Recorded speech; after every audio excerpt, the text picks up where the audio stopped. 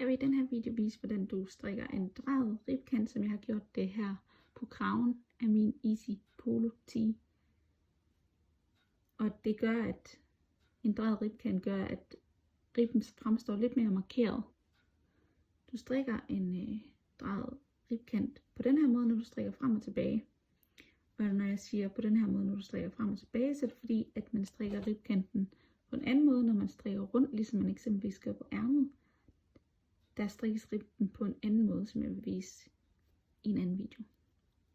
I den her video, der har jeg slået et par masker op, og jeg skal til at strikke frem og tilbage, ligesom man gør på kraven.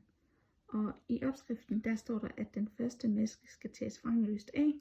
Så det gør vi også her. Vi tager tråden foran arbejdet, og så går vi ind i masken den her vej. Uden at strikke den, så tager vi garnet om bagved. Så nu har jeg taget den første maske vrangløst af. Nu skal jeg strikke en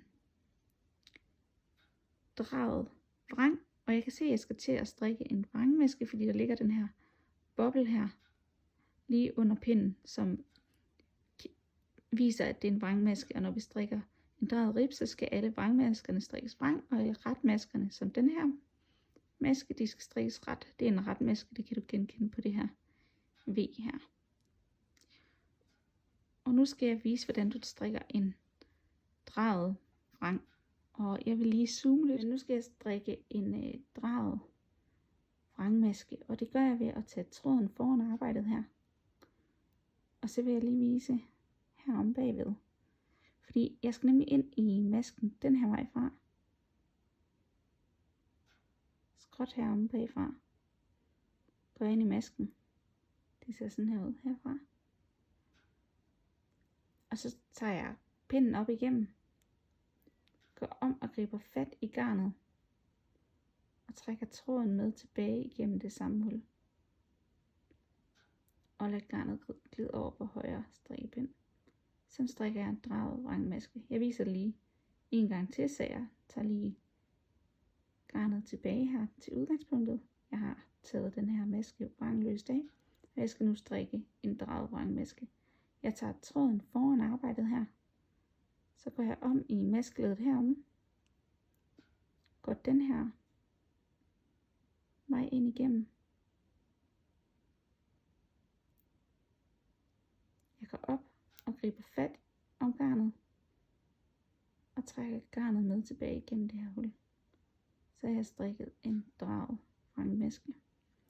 Nu kommer jeg til en retmaske. Det kan jeg se på det her V her, der ligger lige her. Og det er lidt nemmere. Der går jeg bare om i maskeledet den her vej fra. Tager fat i garnet og trækker garnet med tilbage. Strikker en drejet vrangmaske igen. Går om igennem den her vej fra. Går om og griber fat om garnet. Trækker det sådan der tilbage. Strikker vi en drejet retmaske igen. Går den her vej igennem masken. Griber fat i garnet. Og trækker garnet med tilbage. Så ved den drejede retmaske, så kommer jeg så bare ind i maskeledet bagfra her. Sådan strikker du en drejet rib, når du strikker frem og tilbage.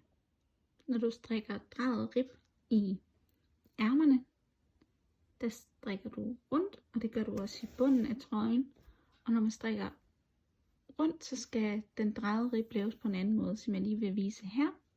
Det er faktisk lidt nemmere, fordi at når du strikker en drejet rib rundt, så er det kun retmasken, der skal strikkes anderledes. Den vrangmasken strikker du bare helt almindeligt. Og så skal du strikke dine retmasker i det bagerste maskeled, så du går om her bagved og griber fat i garnet og trækker det med tilbage igennem. Kommer du til en vrangmaske, som bare skal strikkes helt almindelig vrang.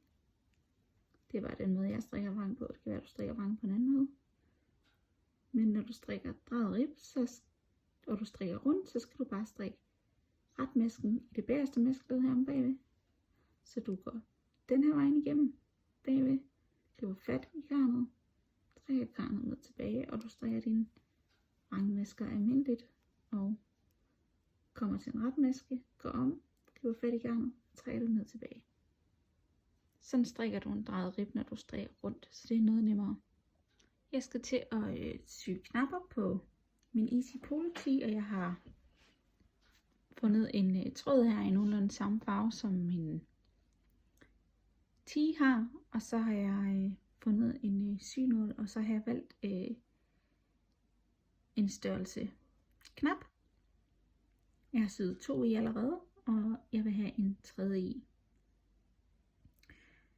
Når du skal sy din knap fast, så skal du finde ud af, hvor du vil placere knappen, hvor langt den skal placeres inde på trøjen. Jeg vil nok anbefale, at den placeres sådan, så knappen lige stikker en lille smule ud over her.